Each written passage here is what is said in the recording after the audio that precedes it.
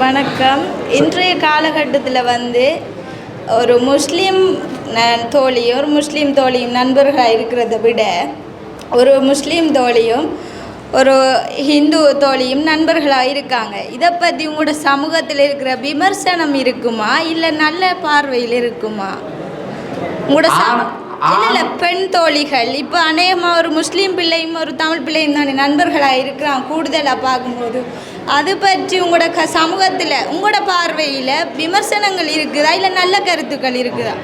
அவன் கேட்குற கேள்வி என்னன்னா, ஒரு ஹிந்து நாங்கள் காலேஜில் படிச்சுக்கிட்டு இருக்கிறோம், இந்து சகோதரிகளும் இஸ்லாமிய சகோதரிகளும் நண்பர்களாக பழகுகிறோம், இஸ்லாமிய சகோதரிகளும் இந்து சகோதரிகளும் நண்பர்களாக பழகுகிறோம். இதை பற்றி உங்களுடைய சமூகம் அல்லது உங்களுடைய இஸ்லாம் இதை ஏற்றுக்கொள்கிறதா அல்லது என்ன கண்ணோட்டத்தில் இதை பார்க்கிறது என்று கேட்கிறார்கள். ரொம்ப அருமையாக பார்க்குறோம், ரொம்ப மகிழ்ச்சியாக பார்க்குறோம், ரொம்ப சந்தோஷமாக இருக்கிறது. இதைத்தான் நாங்கள் எதிர்பார்க்கிறோம். நீங்கள் ஒரு கொள்கையில் இருப்பீர்கள், உங்களுக்கு ஒரு கோட்பாடு இருக்கும், எங்களுக்கு ஒரு கொள்கை இருக்கும், ஒரு கோட்பாடு இருக்கும். ஆனால் ரெண்டு பேரும் நண்பர்களாக இருக்கிறோம் பாருங்க.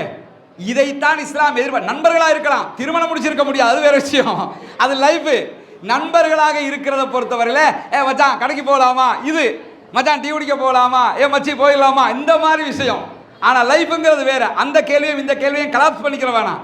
இந்த கேள்வியை பொறுத்தவரையில் தாராளமாக இஸ்லாமிய சகோதரிகளோடு தொப்புள் கொடி உறவுகளாக இருக்கிற என்னுடைய இந்து சகோதரிகள் நண்பர்களாக தோழிகளாக பழகுகிறீர்கள் என்று சொல்கிறீர்கள். ரொம்ப மகிழ்ச்சியாக இருக்கிறது, ரொம்ப வரவேற்புக்குரியதாக இருக்கிறது. அதே போன்று இஸ்லாமிய சகோதரர்களும் இஸ்லாமிய மாணவர்களும் இந்து மாணவர்களும் நண்பர்களாக பழகுகிறார்கள் என்று சொன்னால் அதுவும் மிகவும் வரவேற்புக்குரியது, மகிழ்ச்சிக்குரியது. அப்படித்தான் கடந்த காலங்களில் நாம் இருந்தும் இருக்கிறோம். கடந்த காலங்களில் நம்ம நாட்டில் இந்த பௌத்தம், இஸ்லாம், கிறிஸ்டியானிட்டி என்று மத ரீதியாக நம்ம மதமாக இருந்தாலும் சண்டைகளை நம்ம பிடிக்கலை.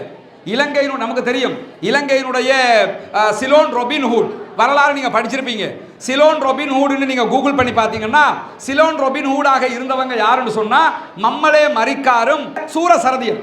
நீங்கள் கொழும்புல இருந்து கண்டிக்கு போனீங்கன்னா மாவனல்ல டவுனுக்கு முன்னாடி ஒரு சின்ன வில்லேஜ் இருக்கும், சூரசரதியல் கம்மான என்று சொல்லி ஒரு வில்லேஜ் இருக்கும். உள்ள போய் பார்த்தா ஒரு வில்லேஜே கட்டி வச்சிருக்கிறாங்க, சூரசரதியல் கம்மானன்னு சொல்லி. காத்தாங்குடி மியூசியத்தில் அதில் வரலாறு நீங்கள் போய் பார்க்க முடியும். இந்த சூரசரதியல் கம்மான எதுக்கு பேர் வந்துச்சுன்னு சொன்னால், அங்கே உத்துவான் கந்த என்ற ஒரு மலை இருக்கு. உஸ்மான் என்ற ஒரு அந்த காலத்தில் இருந்த ஒரு முஸ்லீம், அந்த மலை அவர் காணியாக இருந்தது, இடமாக இருந்தது.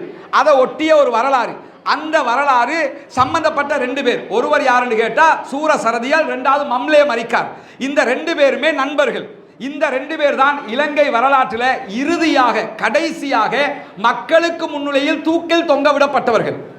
இலங்கை வரலாற்றில் பிரிட்டிஷ் நம்ம நாட்டை விட்டு வெளிநாட்டவர்கள் செல்கிற நேரத்தில் கடைசியாக ரெண்டு பேரை பப்ளிக்ல தூக்கில் போட்டது யாருன்னு கேட்டால் மம்லே மரிக்காரையும் சூரசரதியலையும். மம்லே மரிக்கார் இஸ்லாமியர், சூரசரதியல் கிறித்தவர்.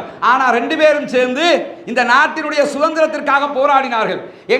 நாங்கள் மதிக்கக்கூடிய சுதந்திர போராளிகளாக நாங்கள் பார்க்கிற எங்களுடைய தலைவர்கள் யாராக இருந்தாலும், சித்திலப்பையாக இருந்தாலும் அல்லது டிபி ஜாயாவாக இருந்தாலும், அன்றைய காலத்தில் இருந்த எந்த தலைவர்களாக இருந்தாலும், உங்களுடைய தலைவர்களாக நீங்கள் மதிக்கக்கூடிய பொன்னம்பலம் ராமநாதன், பொன்னம்பலம் அருணாச்சலம் போன்ற மிக பிரம்மாண்டமான தமிழ் தலைவர்களோடு நண்பர்களாக இருந்துதான் அத்தனையும் சாதித்திருக்கிறார்கள்.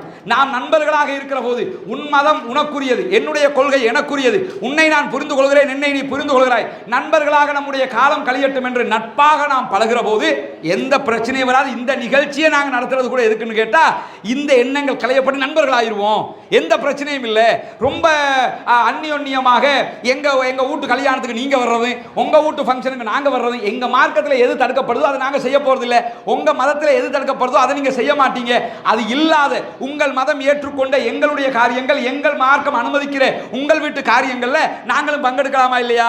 மகிழ்ச்சியா இருக்குமா இல்லையா?